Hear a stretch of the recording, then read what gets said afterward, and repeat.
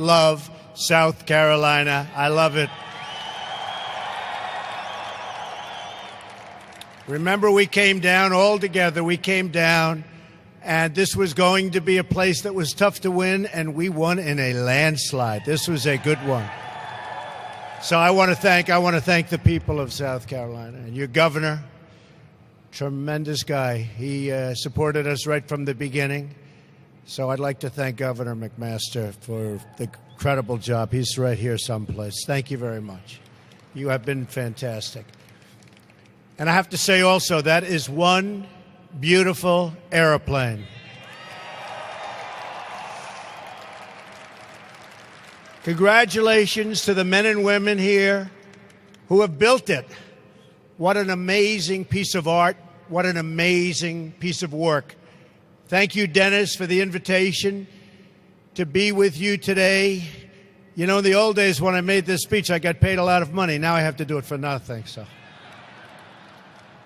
Not a good deal, but that's okay. We love it. It's wonderful to be back in South Carolina, especially with your new governor. Where is Henry? He's around here someplace. Where is he? Stand up, Henry. Proud of you. He helped us so much. And I want to also thank your former governor, Nikki Haley, who's doing an awfully good job for us. She's representing America very well as our ambassador to the United Nations. She is doing a spectacular job. It's early, but she has just been really great. We're here today to celebrate American engineering and American manufacturing. We're also here today to celebrate jobs. Jobs. This plane, as you know, was built right here in the great state of South Carolina. Our goal as a nation must be to rely less on imports and more on products made here in the USA.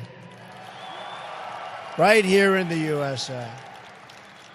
It's amazing to think that a little over 113 years ago, next door in North Carolina, Orville Wright was the first man to sail the skies in a very little airplane. The 1903 Wright Flyer was made of mostly wood and cloth. It was so small that Orville's brother Wilbur could not join him on the flight. He was always very upset about that. The flight lasted all of 12 seconds, but it was incredible. That flight was a testament to the American spirit. I see that same spirit everywhere I travel in the country. I saw that spirit all throughout the campaign. We have the greatest people anywhere in the world. We have the greatest spirit. And you just look at what's going on today in our country. You look at what's happening with jobs. You look at what's happening with plants moving back into our country. All of a sudden, they're coming back. And they're going to be very happy about it, believe me. They're going to be very, very happy. As your president, I'm going to do everything I can to unleash the power of the American spirit and to put our great people back to work.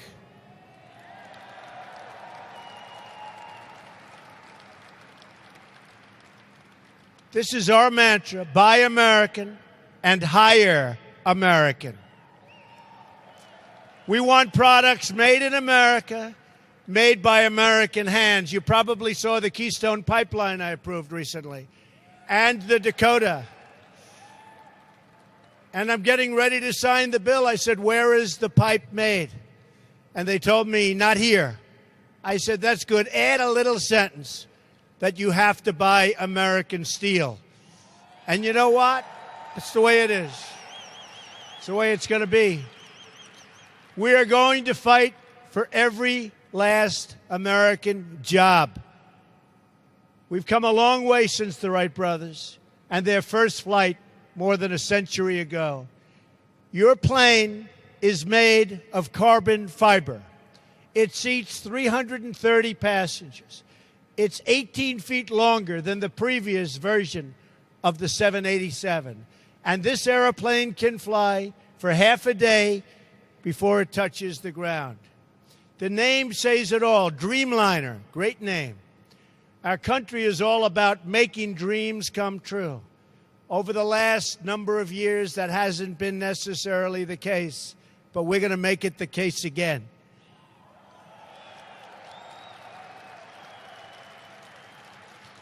That's what we do in America. We dream of things and then we build them. We turn vision into reality, and we will be doing a lot more of that, believe me, in the months and years to come.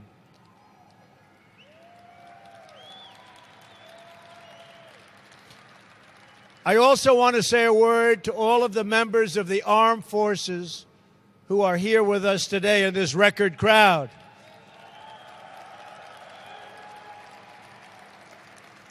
South Carolina has a long, very, very proud military tradition and history. We salute all South Carolina military families, and we salute all the men and women who wear the uniform.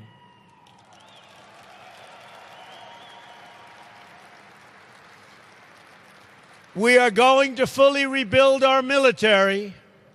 By the way, do you care if we use the F-18 Super Hornets? Or do you only care about, what do you think? Well, thought that was a Super Hornet. We are looking seriously at a big order, and we'll see how that, the problem is that Dennis is a very, very tough negotiator, but I think we may get there. We're also working on the Air Force One project, which was a difficult project for previous administrations, but it looks like we're getting closer and closer. And we're going to ensure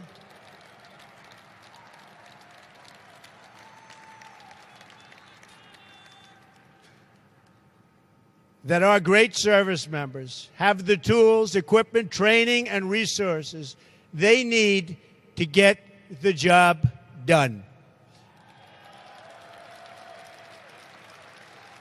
As George Washington said, being prepared for war is the best way to prevent it. And that's really what it is. The best way to prevent war, being prepared. Peace through strength. We build a military might so great, and we are going to do that none will dare to challenge it. None.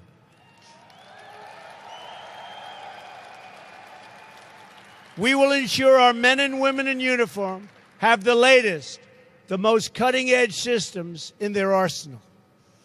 Right now, it's not that way. It will be that way very, very soon, believe me.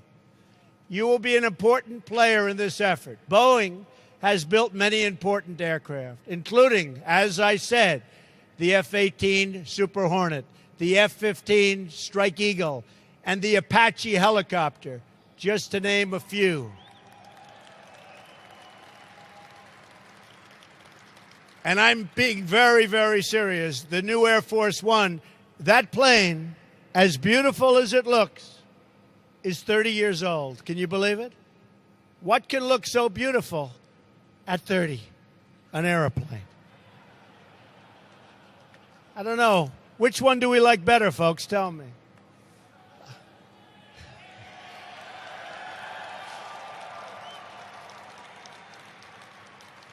On every front, we are going to work for the American people. Nowhere in our focus is, and I mean this so strongly, and our focus has to be so strong, but my focus has been all about jobs. And jobs is one of the primary reasons I'm standing here today as your president, and I will never, ever disappoint you. Believe me, I will not disappoint you. I campaigned on the promise that I will do everything in my power to bring those jobs back into America. We wanted to make much easier, it has to be much easier to manufacture in our country and much harder to leave. I don't want companies leaving our country, making their product, selling it back, no tax, no nothing, firing everybody in our country. We're not letting that happen anymore, folks. Believe me, there will be a very substantial penalty to be paid when they fire their people and move to another country, make the product, and think that they're going to sell it back over what will soon be a very, very strong border. It's going to be a lot different. It's going to be a lot different. Already, American industry is roaring back. And believe me, if we, not me, I'm a messenger, if we didn't have this victory, we wouldn't be even talking about it. To achieve that goal, we're going to massively reduce job-crushing regulations, already started, you've seen that send our jobs to those other countries. We are going to lower taxes on American business so it's cheaper and easier to produce product and beautiful things like airplanes right here in America. We are going to enforce, very strongly, enforce our trade rules and stop foreign cheating. Tremendous cheating. Tremendous cheating. We want products made by our workers in our factories, stamped with those 4 magnificent words: made in the USA.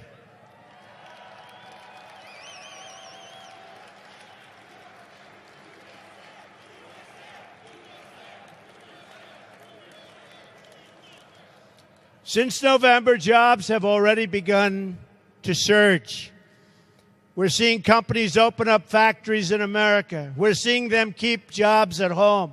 Ford, General Motors, Fiat Chrysler, just to name a very, very few. So many more already. They're keeping and bringing thousands of jobs back in our country because the business climate they know has already changed. In Arizona, Intel announced it will open a new plant that will create 10,000 American jobs. They're spending billions of dollars.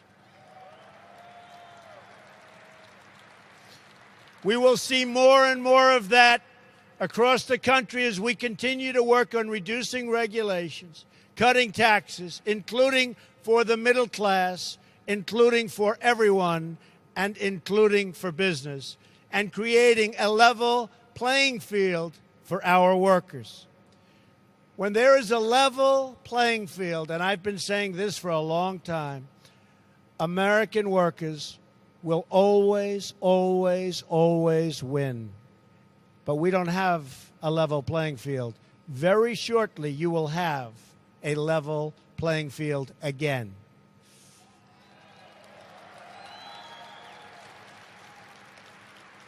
Because when American workers win, America as a country wins. Big league wins. That's my message here today. America is going to start winning again, winning like never, ever before. We're not going to let our country be taken advantage of anymore in any way, shape, or form. We love America, and we are going to protect America. We love our workers, and we are going to protect our workers. We are going to fight for our jobs. We are going to fight for our families. And we are going to fight to get more jobs and better paying jobs for the loyal citizens of our country. Believe me.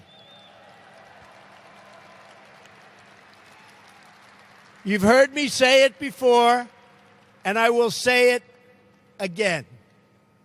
From now on, it's going to be America first.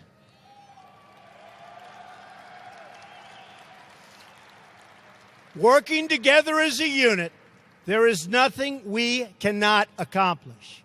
No task too large, no dream too great, no goal beyond our reach. Just like you built this incredible airplane behind me, both of them when you think about it, we are going to rebuild this country and ensure that every forgotten community has the bright future it deserves. And by the way, those communities are forgotten no longer. The election took care of that. And we will pass on to our children the freedom and prosperity that is their American birthright. Our children will inherit from us a nation that is strong, that is proud, and that is totally free.